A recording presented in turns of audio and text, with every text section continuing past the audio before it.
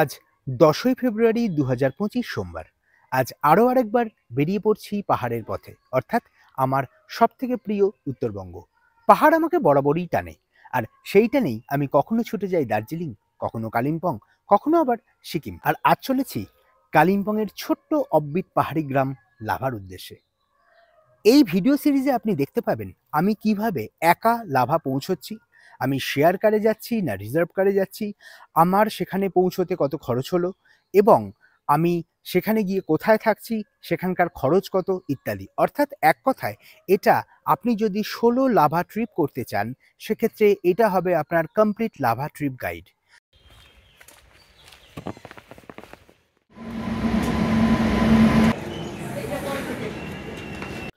আমার train 1314 up Teesta Torsa express যখন স্টেশনে ঢুকলো তখন ঘড়িতে বাজে 5টা 5। ট্রেনে নিরলস সময় কাটাচ্ছিলাম, তারপর পৌঁছে গেলাম এনজেপি। গুড মর্নিং, আমি চলে এসেছি এনজেপি অর্থাৎ নিউ জলপাইগুড়ি। আর এই ছিল আমার ট্রেন, আর এটা আমার কোচ ছিল B2। তো চলুন এবার একটু ওয়েট করার পালা, তারপরে বেরিয়ে যাব আমার গন্তব্যের উদ্দেশ্যে। এই ট্রেন সফরে আমার সঙ্গী ছিল বিভূতিভূষণ বন্দ্যোপাধ্যায়ের চাঁদের পাহাড়। এই ছিল আমার কোচ B2, আর আমার সিট নাম্বার ছিল 49 লোয়ার বার্থ। তো ট্রেন কিন্তু 2:11 ঢুকেছে স্টেশনে, অলমোস্ট অন টাইম। কেন জানি না উত্তরবঙ্গ আমার কাছে বরাবরই খুব স্পেশাল, তাই আরও আরেকবার চলে এলাম উত্তরবঙ্গ। নিউ জলপাইগুড়ি স্টেশনের ওভারব্রিজে দাঁড়িয়ে আছি। এখন আমি বাইরের দিকে যাচ্ছি, তার কারণ আমি এখন শেয়ার কার ধরে বা টোটো ধরে, আমি জানি না, বা ম্যাজিক ধরে আমি যাব এখন শিলিগুড়ি স্টেশন। তবে এখনই হয়তো পাওয়া যাবে না, কারণ এখন ঘড়িতে বাজে মাত্র 2:20। তো আমাকে একটু ওয়েট করতে হবে, আর আমি বাইরে গিয়েই ওয়েটটা করব, কারণ যত তাড়াতাড়ি গাড়ি পাবো আমি তত তাড়াতাড়ি বেরোবো, সেটাই আমার মেন উদ্দেশ্য। আর তাছাড়া বলি, এটা তো আমার অত্যন্ত পরিচিত জায়গা, আমি বহুবার এসেছি এবং আপনাদেরও অনেকেরই ভীষণ পরিচিত জায়গা এটা। বুঝতেই পারছেন আমি ওভারব্রিজে দাঁড়িয়ে কথা বলছি। তাহলে চলুন বাকিটা যেতে যেতে বলি। চলুন যেতে যেতে একটা আপডেট দিই। আজ 11 তারিখ, অর্থাৎ 11ই ফেব্রুয়ারি 2025 মঙ্গলবার, এবং এখন টেম্পারেচার 16 ডিগ্রি। স্টেশনে খুব সামান্য ভিড় ছিল। আপনাদের আরও একটা আপডেট দিই। এই হচ্ছে নিউ জলপাইগুড়ি স্টেশন বা এনজেপি স্টেশনের যে টয় ট্রেনের যে রেপ্লিকা, আমি তার সামনে দাঁড়িয়ে আছি। আর স্টেশনটা হচ্ছে মূলত এই দিকটা। এবার বলি, আগে কিন্তু এখান থেকে গাড়ি ছাড়তো, অন্তত আজ থেকে 6 মাস আগেও এখান থেকে গাড়ি ছাড়তো, সামনেই গাড়ি স্ট্যান্ড ছিল। কিন্তু বর্তমানে এটা এখন আর এখান দিয়ে যাওয়া যায় না, তার বদলে ওইদিকে একটা রাস্তা আছে, আমি রাস্তাটা যেতে যেতে দেখাচ্ছি। আর এই হচ্ছে নিউ জলপাইগুড়ি স্টেশন। প্রচণ্ড আলোর জন্য হয়তো পরিষ্কারভাবে দেখা যাচ্ছে না। এই হচ্ছে সেই জায়গা যেখান দিয়ে আমাদেরকে যেতে হবে ট্যাক্সি স্ট্যান্ডের দিকে। দেখতে পাচ্ছেন এখন এইরকমভাবে ঘিরে দিয়েছে এবং আমাদেরকে এখন এদিক দিয়েই যেতে হবে। এখানে দেখুন লেখা আছে আউটসাইড অ্যান্ড টুয়ার্ডস পার্কিং, এবং এদিকে কিন্তু টিকিট কাউন্টারটা আছে, যেটা বলছিলাম একটু আগে। বেশ কিছুটা রাস্তা এরকমভাবে আমাদেরকে হেঁটে যেতে হবে, তারপরে আমরা গিয়ে আমাদের ট্যাক্সি স্ট্যান্ড পাবো, বা টোটো স্ট্যান্ড পাবো, বা ম্যাজিক স্ট্যান্ড পাবো। চলুন যেতে যেতে কয়েকটা কথা একটু বলে দিই। আমি এবারে ট্রেনে সেরকম কোনো ভিডিওই করিনি, তার কারণ আমার ট্রেনে আমার ঠিক উল্টো দিকে একটা ফ্যামিলি ছিল এবং তাতে একটা বাচ্চা ছিল। বাচ্চার প্রাইভেসি ও সিকিউরিটির কারণেই আমি মূলত ট্রেনে কোনো ভিডিও করিনি, 1 নম্বর। 2 নম্বর কথা, আমি ওঠার পরেই আমার ছিল লোয়ার বার্থ, অলরেডি বলেছি, এবং মিডল বার্থ একজন উঠে শুয়ে পড়লেন, তিনি বয়স্ক মানুষ, সেই জন্য সেরকম স্কোপ পাইনি ট্রেনে কোনো ভিডিও করার। আর ইনফ্যাক্ট ট্রেনে দেখানোরও কিছু ছিল না, তিস্তা অলরেডি আপনারা জানেন, ট্রেনে তেমন কিছু দেখানোর নেই। আমি বাড়ি থেকে খাবার নিয়ে এসেছিলাম, সেটা খেয়েছি। তা চলুন এবার আমরা ট্যাক্সি স্ট্যান্ডের দিকে যাই। আর একটা তথ্য দিয়ে রাখি, এখানে এসে অর্থাৎ এনজেপি স্টেশনের কাছে যদি আপনারা ঘর চান, যে জাস্ট কিছুটা সময় কাটাবেন বা একটা রাত কাটাবেন, তার জন্য কিন্তু এখানে আশেপাশে প্রচুর হোটেল আছে। এই যে সমস্ত দোকানগুলো দেখছেন, এই সমস্ত দোকানগুলো কন্ট্যাক্ট করতে পারেন, এদেরই অনেকেরই হোটেল আছে।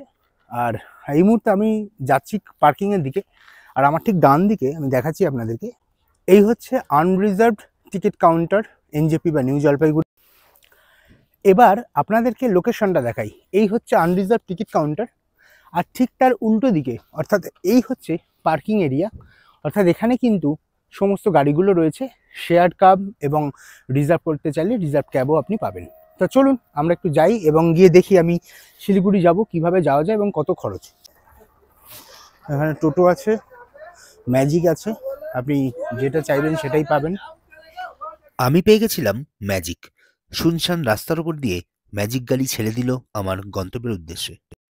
নেমে পড়লাম শিলিগুড়ি জাংশন মোড়, অর্থাৎ এইখানে আমাকে নামিয়ে দিল, আচ্ছা এবার একটু বলে দিই, এই দিকে হচ্ছে শিলিগুড়ি স্টেশন আর এইখানে হচ্ছে শিলিগুড়ি বাস টার্মিনাস। অর্থাৎ আপনারা যারা নর্থ বেঙ্গল বাসে যেতে চাইছেন, মানে মেনলি এনজেপি থেকে বা শিলিগুড়ি থেকে দার্জিলিং বা গ্যাংটক বা কালিম্পং, তার বাস কিন্তু এখান থেকে পাবেন। চলুন আমি একটু বাস স্ট্যান্ডটা আগে দেখাই, কারণ আমার ট্রেন অনেক দেরি আছে। এই হচ্ছে বাস স্ট্যান্ড, অলরেডি একটা বাস বেরোচ্ছে কোচবিহারের, দেখতেই পাচ্ছেন।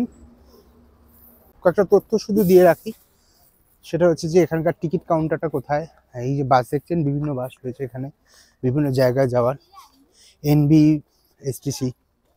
আর এইদিকে হচ্ছে টিকিট কাউন্টার।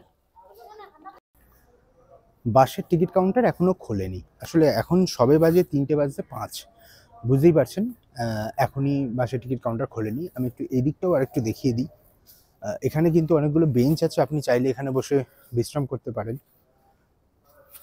আর এখান থেকেই বাসগুলো ছাড়ে দার্জিলিং, গ্যাংটক, কালিম্পং এই সমস্ত জায়গায়। যদি আপনি শেয়ার বাসে যেতে চান বা যদি একা এসছেন বা এমনিতেও যদি দলেও আসেন তাও যদি বাসে যেতে চান, এখান থেকে আপনাকে বাস বুক করতে হবে। তার জন্য এদিকে টিকিট কাউন্টার, এদিক থেকে টিকিট নিয়ে আপনাকে বাসে উঠতে হবে।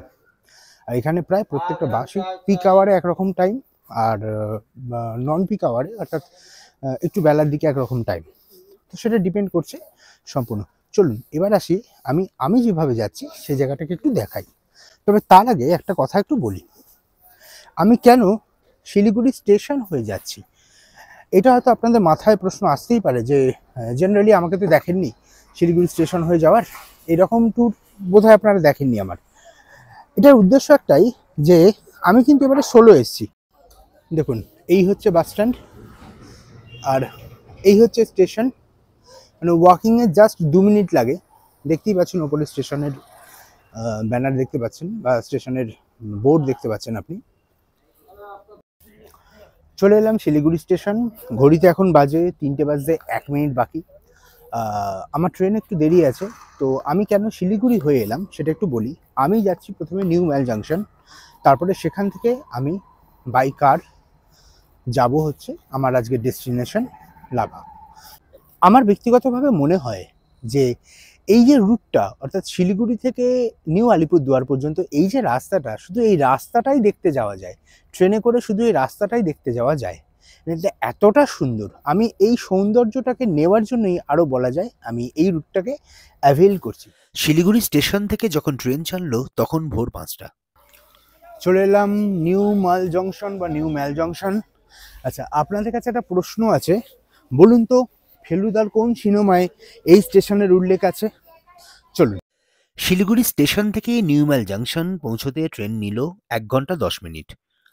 তারপর স্টেশনের বাইরে বেরিয়ে একটা টোটো নিয়ে প্রথমে চললাম মালবাজার, কারণ প্রথমে আমার সঙ্গে ড্রাইভারের কথা হয়েছিল মালবাজার থেকেই আমি গাড়িতে করে ডাইরেক্ট লাভা যাব। কিন্তু পরবর্তীকালে আমি টোটো চালকের মাধ্যমে জানতে পারলাম যে মালবাজারে অনেক সময় সেরকমভাবে আমি অপশন বেশি পাবো না, তাই বেটার হচ্ছে গরুবাথান হয়ে যাবার। তাই অগত্যা রাস্তাটা ঘুরিয়ে সোজা চললাম ডামডিমের উদ্দেশ্যে। এবং ডামডিম পর্যন্ত যেতে এই যে রাস্তাটা, দুপাশের চায়ের বাগান বা চায়ের ক্ষেত, এক কথায় অসাধারণ। একটা ছোটোখাটো অ্যাডভেঞ্চারের মধ্যে দিয়েই যাচ্ছি। আমি নামলাম নিউ ম্যাল জাংশন, সেখান থেকে চলে গেলাম মালবাজার। মালবাজারে যাওয়ার পরে তারপরে আমাকে যে টোটো নিয়ে গেলেন তিনি সাজেস্ট করলেন যে আপনি এক কাজ করুন, ডামডিম চলে যান, ডামডিম থেকেই তো গাড়িগুলো যায়, ওখান থেকে আপনি লাভার গাড়ি পেয়ে যাবেন। এবার মালবাজার থেকে লাভার গাড়ি আসে না, যাই হোক আমি অলরেডি ফোনে কথা বলেছিলাম, তবুও আমার মনে হলো যে এটাই বেটার হবে। তো আমি সেই হিসাবে ডামডিম চলে এলাম। এবার এখন ডামডিমে এসে দেখছি যে এখানে কিন্তু সরাসরি লাভার গাড়ি নেই, তো এরা গরুবাথান নিয়ে যাচ্ছে। এটা একটা বাস পেয়েছি আমি, তো বাসে করে আমি গরুবাথান যাব এবং আমি এই জার্নিটাকে এনজয় করার চেষ্টা করব। কারণ আমি দেখানোরও চেষ্টা করব যে কেন আমি বাসে যাচ্ছি। আমি একটুখানি এই অ্যাডভেঞ্চারটা চাইছিলাম, কারণ এই রাস্তাটা ভীষণ সুন্দর। বাস জাস্ট ছাড়লো, এখন যাচ্ছি গরুবাথান। গরুবাথান থেকে আমি যাব লাভা। এই জায়গার প্রাকৃতিক দৃশ্য দেখার জন্যই কিন্তু শুধুমাত্র আমি এই রুটটা অ্যাভেল করলাম, এবং আশা করছি আপনাদের ভালো লাগবে। তো চলুন যেতে যেতে দেখাই।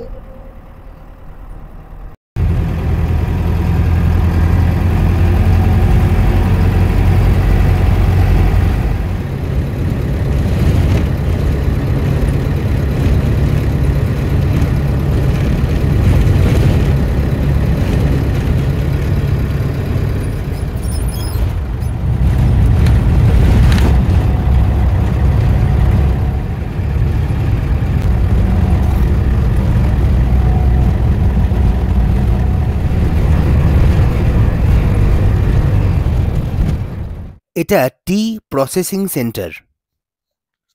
এই রাস্তায় আপনি পাবেন ডুয়ার্সের ফিল। আসলে এই রাস্তাটাই সরাসরি চলে যাচ্ছে ডুয়ার্স। এই রাস্তার সৌন্দর্য উপভোগ করতে করতে কিছুক্ষণের মধ্যে পৌঁছে গেলাম আমার গন্তব্য গরুবাথান। আমি এই মুহূর্তে আছি গরুবাথানে। তো এইখানে হচ্ছে, এটা হচ্ছে সিন্ডিকেট অফিস, অর্থাৎ এখান থেকেই আপনি গাড়ি পাবেন, শেয়ার গাড়ি। একটু দেখিয়ে রাখলাম আপনাদের সুবিধার্থে। আরেকটা কথা বলি, এখানে এসে আমি ব্রেকফাস্ট করলাম। আমি ব্রেকফাস্টে খেলাম রুটি এবং সবজি। তার রুটি, 3টে রুটি 20 টাকা, এবং টাটকা বানিয়ে দিচ্ছে, টাটকা হাতে তৈরি রুটি। খেতে বেশ ভালো, টেস্ট মোটামুটি, খারাপ বলবো না, কিন্তু রুটিটা গরম ছিল, এটাই সব থেকে বড় কথা। এখানে সমস্ত খাবারের দোকানগুলো আমার পিছনে দেখতেই পাচ্ছেন আছে, আর এখান থেকেই কিন্তু গাড়ি ছাড়ে। আর এখন কন্টিনিউ দেখতে পাচ্ছেন ট্রাকগুলো যাচ্ছে, যেমন এই রাস্তায় যেরকম হয় পাহাড়ি রাস্তায়।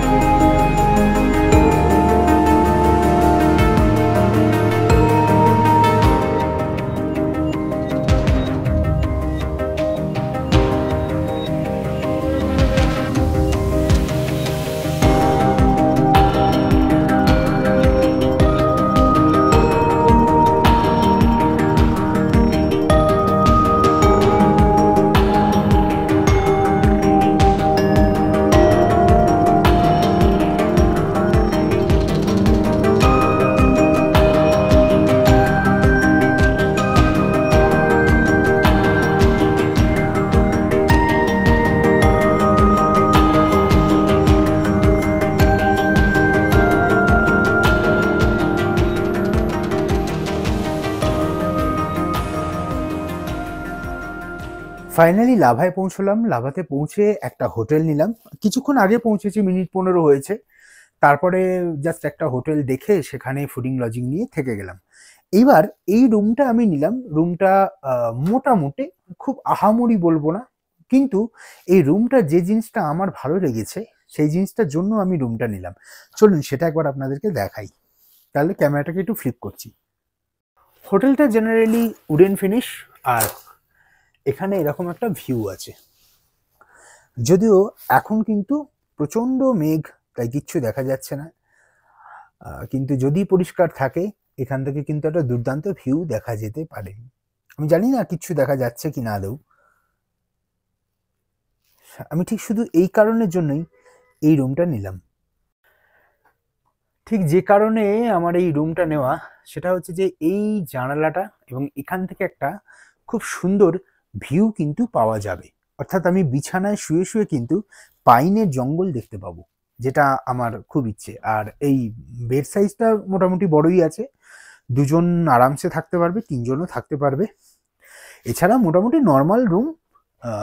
আর আমি তো কোনো রুমের রিভিউ আগে দিই না, আমি যাওয়ার সময় রিভিউ দেবো। আর এই হচ্ছে ওয়াশরুমটা ওকে, বোঝাই যাচ্ছে যে এটা রিনোভেট করা হয়েছে। কোমরটা দেখলেই বোঝা যাবে দুটো দুরকম colour, but what ever. Geyser আছে, বাট মোটামুটি নর্মাল রুম। খুব আহামরি নয় রুমটা, কিন্তু ঠিক আছে। যেহেতু আমি প্ল্যান করেছিলাম যে এবারে ট্রিপটা একটুখানি রিজনেবল প্রাইস বা বাজেট ট্রিপ করব, ঠিক সেই কারণের জন্য আমি খুব আহামরি হোটেল নিইনি। যদিও বেশ কিছু ভালো হোটেলস কিন্তু আশেপাশে আছে, আমি সেখানকার কয়েকটা হোটেলের নাম্বার আমি কিন্তু আপনাদেরকে দিয়ে দেবো, বা কয়েকটা হোটেলের লোকেশন এবং ওই হোটেলগুলোর কোনো যদি ইনফরমেশন আমি পাই, আমি আপনাদের সঙ্গে অবশ্যই শেয়ার করব ভিডিওতে। তবে ডেসক্রিপশনটা চেক করবেন, ওটা ডেসক্রিপশনেই থাকবে। আর আপাতত জাস্ট এলাম একটু ফ্রেশ হয়ে নিই। বুঝতেই পারছেন কালকে সেই বিকেলবেলা বেরিয়েছি, তখন বাড়ি থেকে অ্যারাউন্ড 2:30, 2:30। তো তারপর থেকে অলমোস্ট সেভাবে ঘুম হয়নি, সেভাবে খাওয়া দাওয়াটা ওকে, খাওয়া দাওয়া নিয়ে কোনো প্রবলেম নেই, সবই ঠিকঠাক হয়েছে, শুধু ঘুমটা ঠিক মতো হয়নি। তো ঠিক সেই কারণের জন্যই একটু ফ্রেশ হয়ে নিই, লাঞ্চ করি, লাঞ্চ করে একটা ব্রেক নিই, মানে একটু রেস্ট নিই, তারপরে আবার বাকি কথা হবে। আপাতত 2 দিন যাক, কারণ আমি 2 দিনের জন্য এটা বুক করেছি। দেখি কেমন হোটেলটা থাকে। তো মোটামুটি আমি রেটটা বলছি, 2,000 টাকা আমার 2 দিনের জন্য পড়েছে। তো সেই হিসাবে দেখতে গেলে ফুডিং লজিং এখন কিন্তু অফ সিজন, তো মানে যে খুব যে রিজনেবল তা কিন্তু নয়, মোটামুটি বলা যায়। বাট ঠিক আছে, আমি আপাতত আর যেহেতু টায়ার্ড আছি, আর যেহেতু খুব বেশি দৌড়দৌড়ি করতে ভালো লাগছে না, তাই আমি আপাতত এখানে ফিক্স হয়ে গেলাম। খাবারের কোয়ালিটি মোটামুটি, খুব আহামরি নয়, তবে খুব একটা খারাপও নয়। এই মুহূর্তে আছি লাভা বাজারে, প্রচণ্ড ঠান্ডা এখানে, মানে যেমন ঠান্ডা তেমন কুয়াশা, আর বা মেঘ আর কি, দেখতেই পাচ্ছেন বীভৎস মেঘ এখানে। আচ্ছা, লাভা বাজারে আছি আমি, এখন যাচ্ছি লাভা মোনাস্ট্রি। এই রাস্তাটা দিয়ে নিচে নেমে যেতে হবে। আচ্ছা, আর আমি এলাম এই দিকটা দিয়ে, আমি এদিকটা দিয়ে ঢুকলাম, অর্থাৎ গরুবাথান থেকে এলাম যখন, আমি এই দিক দিয়ে এলাম, আর সম্ভবত এই দিকটা চলে যাচ্ছে ঋষভ। আচ্ছা চলুন, এখন আমি মোনাস্ট্রি থেকে ঘুরে আসি। এই জায়গাটার নাম লাভা বাজার।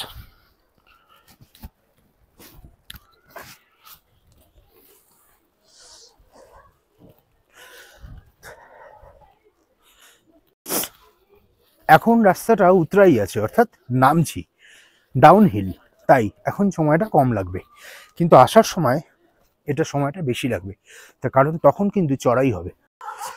চলুন যেতে যেতে একটা তথ্য শেয়ার করি। এখানে আশেপাশে কিন্তু প্রচুর হোটেল আছে যেখানে আপনি থাকতে পারেন, হোটেল আছে, হোমস্টে আছে। আমি কিন্তু লাভা বাজারেই নিয়েছি হোটেলটা, তার কারণ হচ্ছে যে এদিকে কিন্তু রাস্তা বেশ কিছুটা ডাউন হিল আছে, আপ হিল আছে, অর্থাৎ আমি একটু সমতল জায়গাতেই হোটেলটা নিয়েছি। এটাও আরেকটা কারণ যে ওই হোটেলটা নেওয়ার। যদিও এখানে কিন্তু প্রচুর হোটেল আছে, আমার মনে হয় না এখানে আগে থেকে বুক করে আসার কোনো দরকার আছে, এসে কিন্তু আপনারা বুক করলে হোটেল পেয়ে যেতে পারেন। অবশ্য সিজনে কি হবে আমি জানি না, এখন তো অফ সিজন তাই। আর লাভা হচ্ছে মূলত মেঘ পাহাড়ের দেশ, তাই এখানে এলে কিন্তু আপনি মেঘালয়ের মতন সবসময় মেঘ দেখতে পারবেন আপনার আশেপাশে। দেখতে পাচ্ছেন আমি নামছি, রাস্তাটা দেখুন শুধু, এরকম ভাবে মেঘের মধ্যে দিয়ে আমি যাচ্ছি। এখন তো নামতে কম সময় লাগছে, কিন্তু ওঠার সময় অনেকটাই সময় লাগবে, সেটা বুঝতেই পারছেন।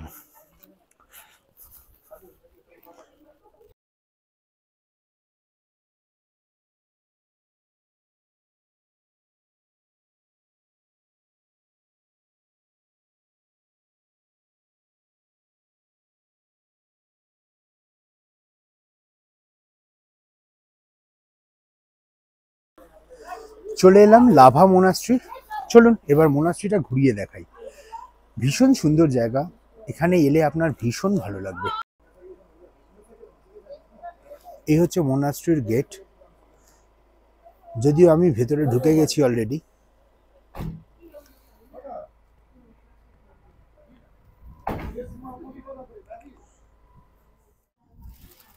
কাগ্যু থেকচেন লিং মোনাস্ট্রি, যার ভিজিটিং আওয়ার হচ্ছে প্রতিদিন সকাল 5:30 থেকে সন্ধ্যে 5:30 পর্যন্ত। আর এই হচ্ছে এন্ট্রান্স, অর্থাৎ আমি দাঁড়িয়ে আছি এন্ট্রান্সের কাছে। চলুন এবার মোনাস্ট্রিতে প্রবেশ করা যাক। মোনাস্ট্রির পরিবেশটা এত সুন্দর হয়, এত মায়াবী হয় যে এখানে ইচ্ছে করে ঘন্টার পর ঘন্টা দাঁড়িয়ে থাকতে। আর এই যে দেখছেন দূরে পাইনের জঙ্গল, কিন্তু এত মেঘ যে কিচ্ছু দেখা যাচ্ছে না, না হলে এখান থেকে একটা অসাধারণ ভিউ পাওয়া যায়। যে কোনো মোনাস্ট্রির যে পবিত্রতা, সেই পবিত্রতায় মোনাস্ট্রিটাকে অনেক বেশি রহস্যময় করে তোলে। এখানে রহস্যময় মানে কিন্তু কোনো নেগেটিভ সেন্স নয়, এখানে রহস্যময় মানে আমাদের জীবনের যে রহস্য, সেই রহস্যগুলো যেন প্রতিটা পরতে পরতে এখানে এলে বোঝা যায়। আচ্ছা, যেতে যেতে আরো একবার আশপাশটা দেখে নিন। দেখছেন মেঘে ঢাকা পড়ে গেছে। আসলে লাভা মেঘ পাহাড়ের দেশ, তাই এখানে এলে এই পরিবেশটাই আপনার প্রধান আকর্ষণ।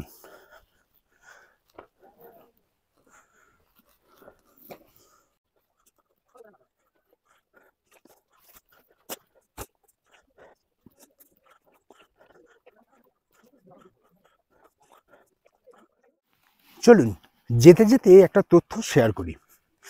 এই মোনাস্ট্রির চলিত নাম লাভা মোনাস্ট্রি, বা এই মোনাস্ট্রির আসল নাম কাগ্যু থেকচেন লিং মোনাস্ট্রি। এটার আরেক নাম রত্নশিরি বুদ্ধিস্ট গুম্ফা। এখানে মূলত টিবেটান যে কালচার, টিবেটান যে বুদ্ধিজম, সেইটার ওরশিপ করা হয়। 1990 সালের 6 জুন এই মোনাস্ট্রিটি ইনঅগারেটেড হয়। চলুন এবার সামনে থেকে মোনাস্ট্রিটাকে একবার দেখে নিই। তবে আরও আরেকবার এই জায়গার পরিবেশ, এই জায়গার প্রাকৃতিক সৌন্দর্য এক কথায় অসাধারণ। এপাশে পাইনের জঙ্গল, আর তার ঠিক উল্টো দিকেই মোনাস্ট্রি।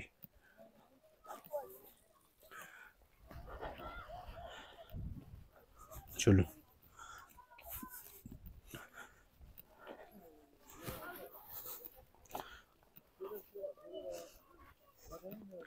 এই বিল্ডিংগুলোতে মঙ্করা থাকেন সম্ভবত, যদি আমি খুব ভুল না বলে থাকি।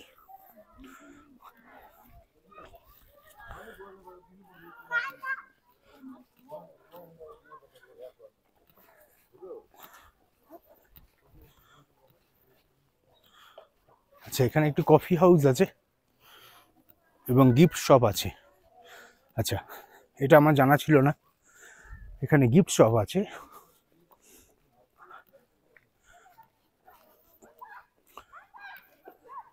কি অসাধারণ দেখুন, চোখের সামনে থেকে মেঘ উড়ে যাচ্ছে।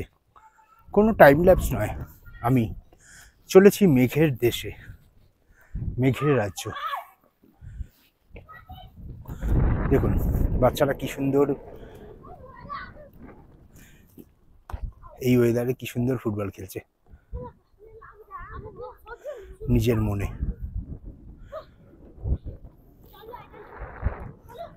অসাধারণ, এই তো শৈশব।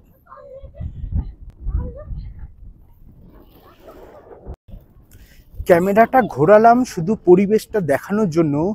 কি মারাত্মক মেঘ ভেসে যাচ্ছে এখানে, কি অসাধারণ লাগছে জায়গাটা, বিশ্বাস করুন। দেখতে পাচ্ছেন কি বিভৎস হাওয়ায় আমি দাঁড়িয়ে আছি। বর্তমানে টেম্পারেচার এখানে কিন্তু 16 ডিগ্রি, কিন্তু আমি ফিল করছি 2 থেকে 3 ডিগ্রি, এত ঠান্ডা হাওয়া। চলুন এবার একটু মোনাস্ট্রি দিকটায় যাই, তবে তার আগে আরও আরেকবার এই জায়গাটার সৌন্দর্যটা দেখুন।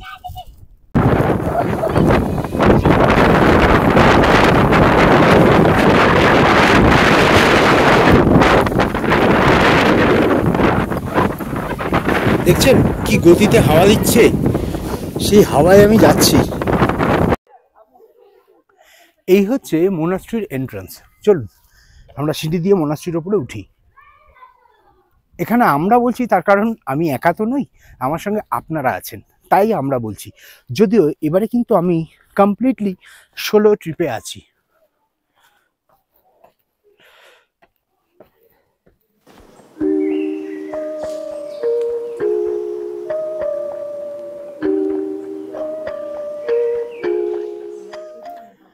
এই মোনাস্ট্রি, আর সামনেটা মোনাস্ট্রির গেট। চলুন একটু আস্তে আস্তে সামনের দিকে যাওয়া যাক।